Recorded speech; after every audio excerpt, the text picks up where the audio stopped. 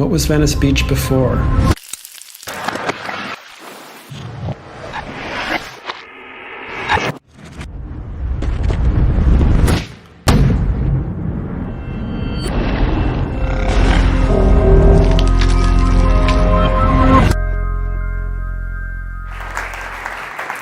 So I was raised by animals, specifically Jamie the dog, Charlotte the cat, and a whole gaggle of lab rats that my dad rescued from Columbia University where he worked. And I spent the first 2 years of my life in a small basement apartment in Harlem. And in addition to the animals, there were also people. There was my mom, my dad, their friends, and it was the mid-'60s, and my parents and their friends were really young, so they drank and they smoked and they screamed at each other and they listened to loud music and they cried and they yelled, while the animals just kind of sat there, calm and quiet. So I learned this lesson with these calm, wonderful animals, that animals are safe, quiet, and to be trusted. And with my parents and their friends screaming and yelling, that humans are loud and terrifying. And so when I was 2 years old, my dad died. And my mom packed me and Jamie the dog and Charlotte the cat and our gaggle of lab rats into her rusty old Plymouth, and we drove up to Connecticut, where she had grown up. And she rented a tiny little house by the train station in Darien, Connecticut. And our menagerie just expanded, and this tiny house became a zoo with more adopted dogs and rescued cats and lizards and more rats and mice and hamsters and gerbils and even some baby squirrels we found in the backyard. It was this wonderful zoo, and I loved all of these animals, like, unconditionally. And my mom, tragically, was newly single because my dad had died, so she started dating, and she had way better taste in animals than she did in men. So she dated Hell's Angels, she dated drug addicts, she dated musicians, and just as a little quick aside, I just want to be very clear, dating musicians is always a terrible idea.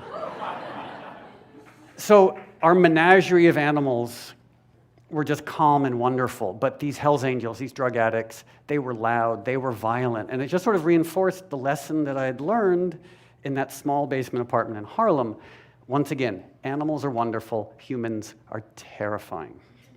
And I loved our animals so unconditionally that whenever any one of them died, I grieved inconsolably. So that's me with Paca the cat. And when Paca was hit by a car, I had to stay home from school for a day and just mourn and cry because Paca was my best friend. But I was a suburban boy. I loved animals, but I also loved hamburgers. And I loved hot dogs. And I loved pizza with sausage and pepperoni. And my mom made this meatloaf that she wrapped in bacon and she served with greasy egg noodles.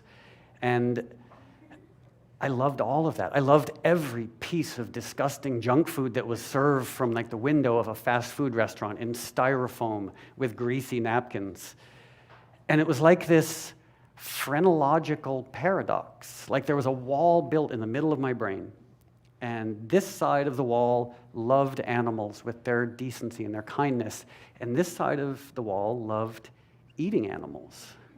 And I would say it was a paradox, but it wasn't, because I mean, it is. It's a paradox. It's not a paradox, which is a paradox. And because it was also the status quo. Like, everyone I knew loved animals, but everyone I knew loved eating animals. So it never dawned on me that this was a paradox. And on school trips, we would go to farms and visit cows and pigs and chickens, and I loved them as unconditionally as the animals in our home. The cows in particular, because they were shy but curious, cautious but affectionate, and I loved them, but I loved hamburgers. And when I was 10 years old, I was playing at the dump, because I grew up poor white trash in one of the wealthiest towns in the United States, And I spent a lot of time playing at the dump because the dump was really interesting. There was all this weird, fascinating garbage that the rich people threw out. And there were rats and raccoons like fighting over scraps of food.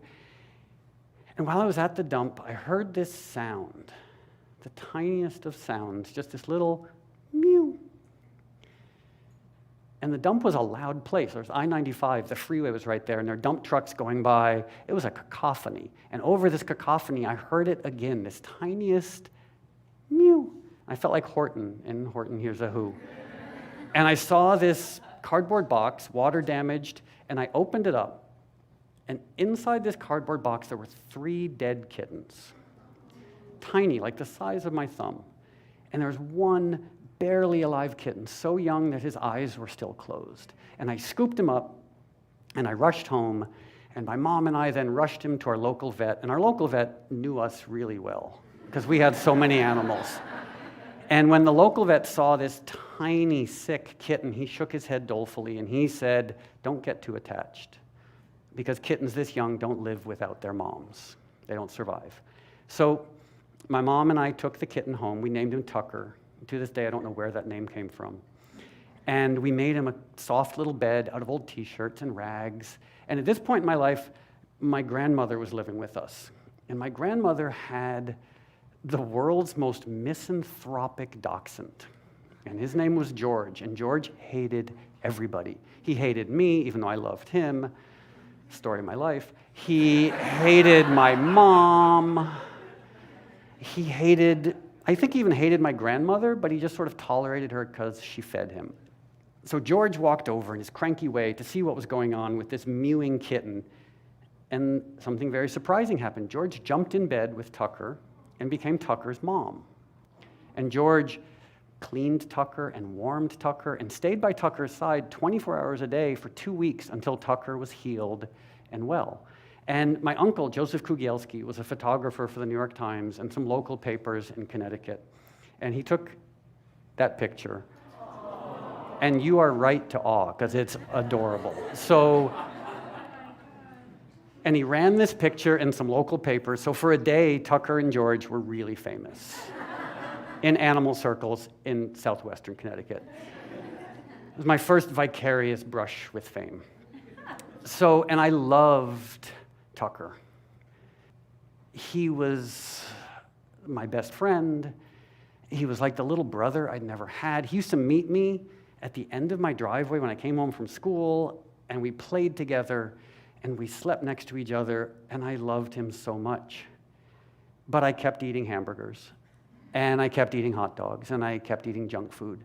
And then one day when I was 19 years old, I was sitting on the steps of my mom's house with Tucker, and we had this orange shag carpeting. So I'm sitting on the orange shag carpeting with Tucker, and the sun was coming through the windows, and it was just this perfect moment. And I looked at Tucker, who at this point was about 9 years old. Fun aside, Tucker lived to be 23. So I looked at Tucker, and I saw this perfectly formed being, this individual with 2 eyes and a central nervous system. And all of a sudden, that phrenological wall in my head disappeared, and I extrapolated. And I realized that just as Tucker had 2 eyes and a central nervous system and a rich emotional life, I mean, he had personality, he was funny, he was idiosyncratic, and he had this deep desire to avoid pain and suffering, and to be alive and to be happy.